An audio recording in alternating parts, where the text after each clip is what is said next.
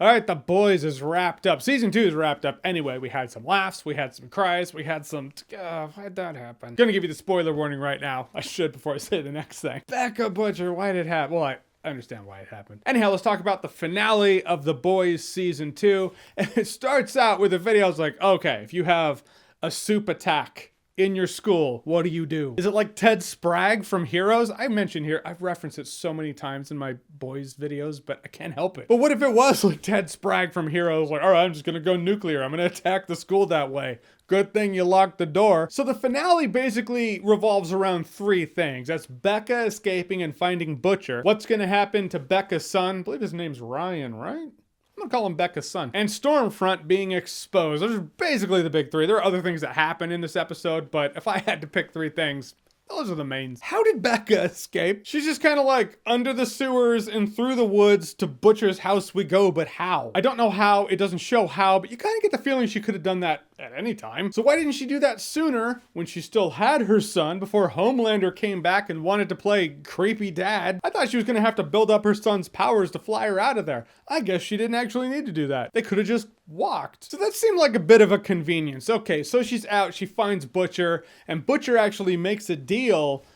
I always forget his name. Stan Edgar. So Butcher makes a deal with the leader of Vought. It's like, okay, I'm gonna hand over Homelander's kid to you, because that's the leverage you can ever have over Homelander. I get Becca, and we just go away. Which I gotta give props to this show. When it came down to it, I didn't know if Butcher was gonna do it or not. So I'll give it that for the tension. Then Heinrich Him Lightning shows up, just has to be an asshole about it. Which that was an all-out throwdown, man. Kamiko gets in on it, and I thought she died for a second. I was like, come on. She didn't Soup's heal, but her, Starlight, then Maeve comes down, which I figured Becca's kid was going to eye laser Stormfront. The moment that car flipped, I was like, oh, okay, he's gonna do it. Didn't know there'd be collateral damage. Called his mom. Yeah, Becca Butcher, she dies, and bleh. I mean, I get why though. It's like she's with Butcher, so at that point, if she lives, Butcher's not in the show anymore. Or in order for Butcher to be in the show, Becca has to die, because at that point, Butcher's not letting her go, and seems like she wants to go with Butcher. You either end the boys now, or you kill Becca. That sucks that her kid's gonna carry that shit. That's gonna be some trauma. He goes from basically being homeschooled,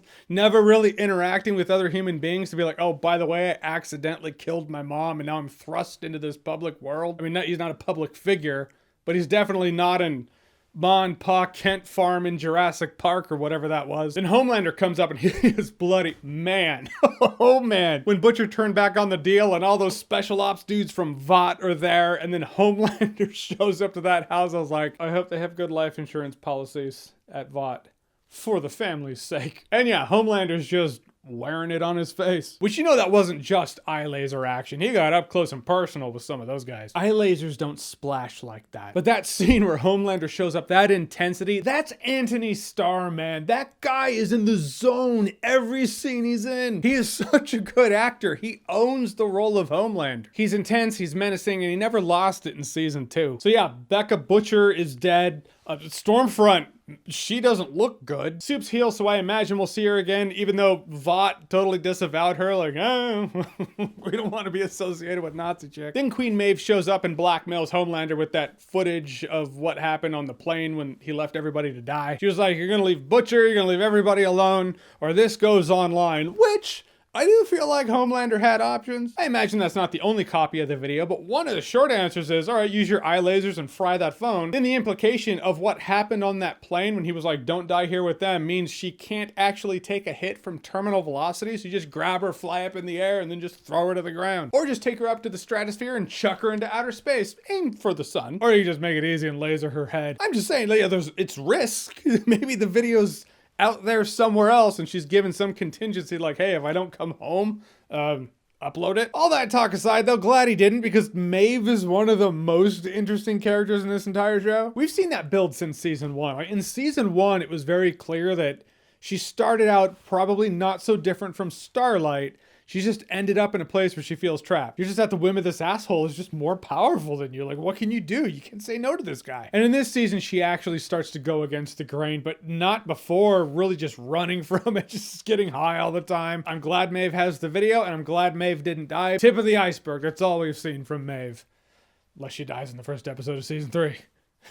You never know with these shows. She does raise a good point, but also there is a counterpoint when she's like, yeah, no one can do anything to you because you're Homelander, but if this video ever gets out, no one will ever love you again. However, he did date a Nazi, and there's footage of him kissing her on stage. Those memes are gonna flood him for the next 10 years. At least. I feel like A-Train and the Deep were kind of useless this season. Like, more the Deep than A-Train, because A-Train actually got the file exposing Stormfront for being a Nazi. So he actually did something, you know? He ended up being, importantly, without him, that wouldn't have happened. What did the Deep do? He just sat around with his fish dick in his hand the entire time. What did he do? It's like they wanted to have them around, but they didn't know what to do with A-Train in the Deep. So it's like, all right, I guess we'll have them join this church. I feel like that church arc in here was some sort of character purgatory, you know, some holdovers. It's like a waiting room for season 3. It's like, we want to have you in season 3, but we don't know what to do with you in season 2, so just hang out in this church in season 2. All right, we'll get back to you for season 3. Except for the Deep. I don't think they know what to do with that guy. I don't know, maybe they should just burn him like Lamplighter. Given the choice, if you look at the characters of Lamplighter and the Deep in season 2, I was more interested with Lamplighter than the Deep, so I would rather they killed the Deep. No, Lamplighter's gone. The thing I really loved about this episode, and really was the long game of season 2, the thing I liked is they touched on the fact that there is monetizable opportunity among division and conflict. If you've ever thought, like, why is this company doing that? Because there's money to be made among the conflict. Why doesn't the news actually inform people? What? Because there's money to be made among conflict. Whether it's Vought wanting to push Compound V, Victoria Newman, I believe that's her name, she's popping heads in the courtroom so she can have her division in the White House that keeps tabs on Soups. It turns out she was the one popping heads, and it was all, again, so she can get more power. But I like the fact that it showed that in all these scenarios, it's corporations and politicians collaborating together, though they look like they're at odds.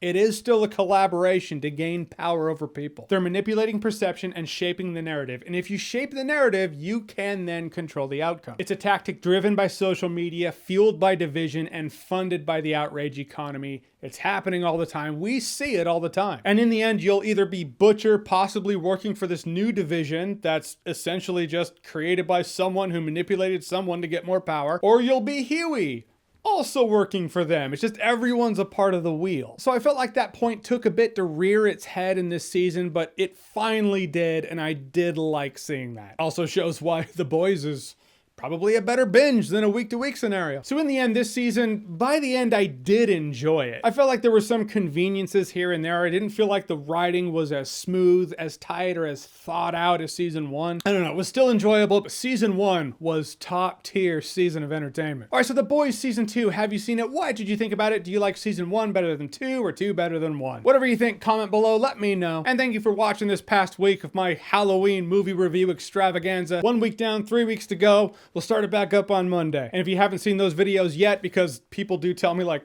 I didn't know you were doing this. Because YouTube makes you ring the bell now, and subscribe just isn't enough, I guess. If you're into horror movies, check them out. Fun stuff. And as always, if you like what you've seen here and you want to see more, click right here to see more.